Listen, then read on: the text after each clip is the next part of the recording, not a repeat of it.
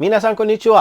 مرحبا بكم من اليابان. قبل ما ابدا حلقتي وزي كل مره احب ارحب بجميع اصدقائي المتابعين للقناه. كل الشكر على الدعم اللي بيقدموه للقناه. وبالنسبه للمشاهدين الجدد اهلا وسهلا بكم من اليابان. اتمنى تدعمونا بلايك وسبسكرايب وتفعل الجرس لكي يصلك كل ما هو جديد ومثير ومهم من اليابان. الحلقه بتاعتنا النهارده هتكون حلقه مختلفه شويه، هنبدا نتكلم فيها عن اقدم بار موجود في اليابان. اقدم بار موجود في اليابان وتحديدا في مدينه اوساكا، وتحديدا في منطقه تدعى منطقه جوسو. منطقه جوسو هي منطقه معروفه بالاماكن الليليه، هي متخصصه في الاماكن الليليه، هتلاقي فيها اماكن بارات كتير، مطاعم، هتلاقي فيها صالات قمار. هي منطقه للهو داخل اوساكا زي ما احنا شايفين. واول ما بندخل بنبدا نلاقي الطابع القديم، الطابع الياباني القديم للمكان ده.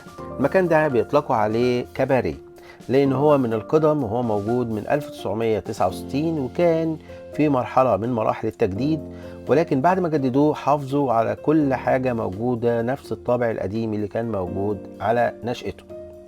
المكان ده ما بيزورهوش غير المشاهير، غالبا هم اللي بيجوا يسهروا فيه، على الرغم ان المنطقه كلها فيها بارات والمنطقه كلها اساسا للهو والمنطقه الليليه، ولكن ده يعتبر من اشهر الاماكن اللي موجوده داخل اليابان.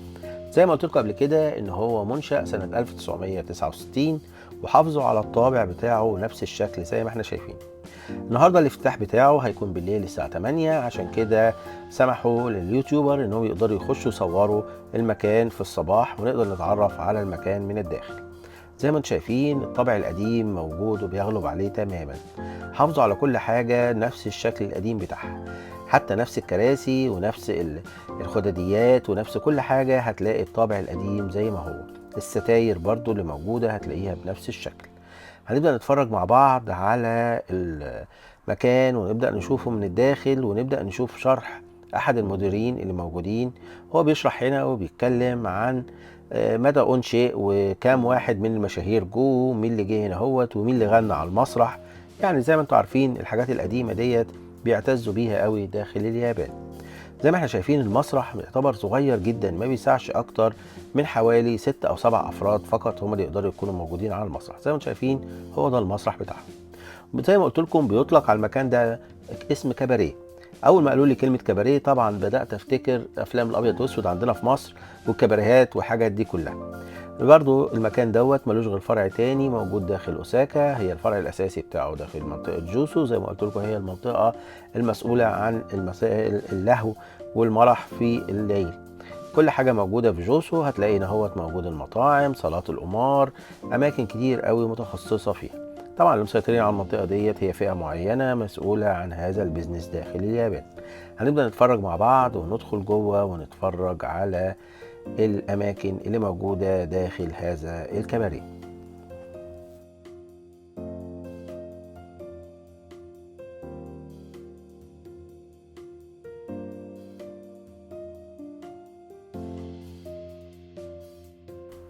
زي ما احنا شايفين مع بعض ان معظم الناس اللي داخله عشان تتفرج وتتصور داخل المكان اللي يعتبر بالنسبه لهم مكان اثري لان هو موجود من 1969 زي ما قلت لكم. كل الناس داخله عشان تتصور وداخله عشان تستمتع بالمكان. طبعا بالليل الوضع بيبقى مختلف تماما لان بيبدا يشتغل وبيبدا يكون فيه الزوار وبيكون فيه السيرفز اللي موجود. المشكله اللي بتواجهك طبعا لما بتخش المكان ده ان معظم الناس اللي بيقوموا بالسيرفز والخدمات هنا بيبقوا شويه حرانين شويه، فيعني بتلاقي الموضوع يعني شويه صعب. المهم نطلع في الدور التاني ونبدأ نتفرج على الدور التاني من الكباريه ونبدأ نشوف الشكل. زي ما انتم شايفين الحوائط كلها موجود عليها زي ستاير او ورق حائط قديم حاجة زي كده، بس واخد طابع قديم جدا، تحس ان انت في مكان فعلا عتيق يعني. حتى لما دخلت برضو الحمامات بتاعتهم لقيتها على النظام القديم، النظام الياباني القديم. نبدأ نتفرج مع بعض ونشوف الديكورات من الداخل ونبدأ نتعرف على أقدم كباريه داخل اليابان.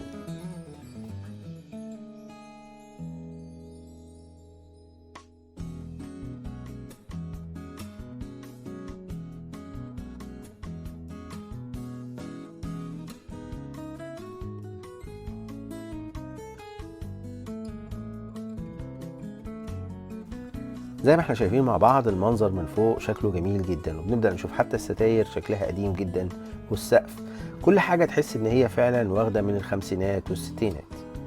زي ما انتم شايفين برضو انهم اهتموا بالتفاصيل داخل المكان في الكباريه.